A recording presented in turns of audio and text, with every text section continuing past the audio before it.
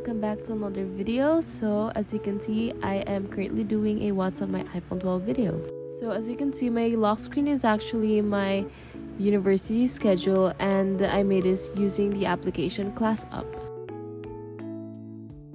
Okay, so for the first page of my iPhone, I have here my email widget, my calendar widget, batteries widget. I also have my camera, my clock, my others folder, and my calculator. So I had my calendar and my email widget designed like this one, so that for my calendar I will be able to have an overview of the days of the month, and for my email I will be able to track the latest email I received from my professor. Okay, so in my others folder, I have here the applications I don't usually use, like my Find My iPhone, shortcuts, tips, health notes, measure, Google Fit, and voice memo. So I have Google Fit to track the daily steps that I had of the day. So for example, like this one, it makes me aware of my lifestyle, and it actually serves as a monitor for me to look of my performance, basically my steps, the steps that I made during the day. What I also love about this application is that it totals the steps you made throughout the whole month. So for the applications I have at the bottom part of my phone, I have here my settings, my calls, messages, and my phone book. So there's nothing special with my settings. It's just the usual iPhone settings. And then I also have here my dial and my call application, my messages. I rarely use this. Then of course I have my phone book as well. So as you can see, I have a little contacts in my phone because I don't ask for numbers from people I do not know of. Then moving on to my second page, aka the most used page of my iPhone. So of course I have here my Notion widget, my notes widget, my university folder, creativity, productivity, shopping, and media folder, and of course my Spotify widget. So I use Notion every single day, and it's really important for me to have a widget on my phone. That's why I had it designed this way.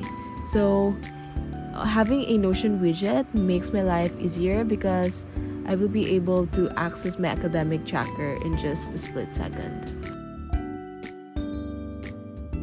Under my Notion widget, I also have my university folder. This is where I store the applications that I use in relation to my course, or any applications that I use for my college. I have your Google Docs, Zoom, Notion, Blackboard, Discord, Canva, Files, Telegram, Google Sheets.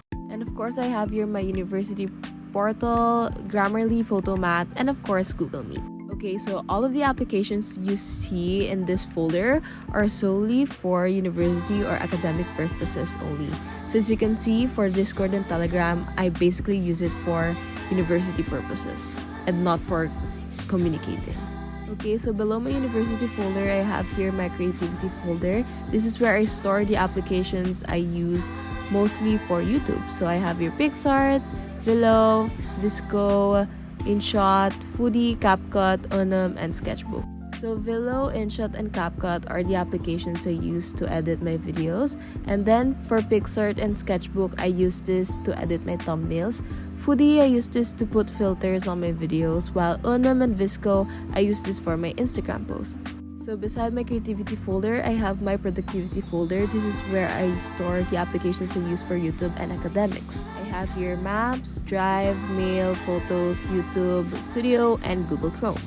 So my media folder basically consists of the social media platforms I have. So I have here my Messenger, Twitter, Spotify, FaceTime, YouTube, Facebook, Pinterest, and Instagram. I know Spotify isn't a social media platform, but yeah, I put this under this folder. Now, beside my media folder, I have my shopping folder. So I have here my Shopee, Beauty Manila, Carousel, Grab, Foodpanda, Lalamove, Gcash, BDO, PayPal as well. I use Shopee for all of my online purchases because it's so affordable in here. Beauty Manila for beauty and skincare needs, but I barely use this since all of the skincare and beauty needs that I actually use are also available in Shopee.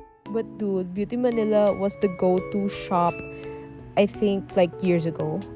Next, I have here Carousel. It's a thrifting, or like it's a platform where you can sell your secondhand things. Then Grab for transportation and for food deliveries. Same with Food Panda, but Food Panda only does food deliveries. I also have my transportation applications under my shopping folder. Also have here my App Store, my Joyride, Sakai.ph, Angkas. I don't use Angkas Joyride, but I downloaded it just in case of emergency. Sakai.ph teaches me how to commute, so yeah, that application is really helpful.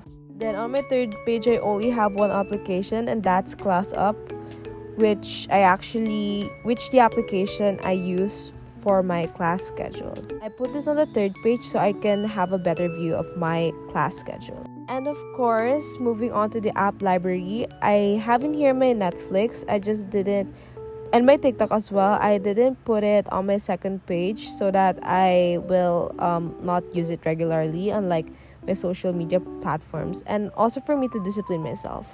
I don't use Netflix that much because I don't watch movies frequently, but so far I am currently watching Happiness. So yeah, that's basically it. By the way, the specs of my iPhone 12, I have it in green, and the storage is up to 64 gigabytes. So yeah, as you can see, my storage is already full. I have lots of photos. So yeah, it's really hard for me to download more applications because again, I take a lot of pictures and videos. So it eats a lot of storage. So yeah, that's basically it for my iPhone 12. What's in my iPhone 12 video. I hope you guys like it, and I hope somehow this gives you an idea of the applications that you might want to use in the future, or the applications that might be helpful for your everyday life. So yeah, thank you guys for watching, and I hope to see you on my next video. Bye.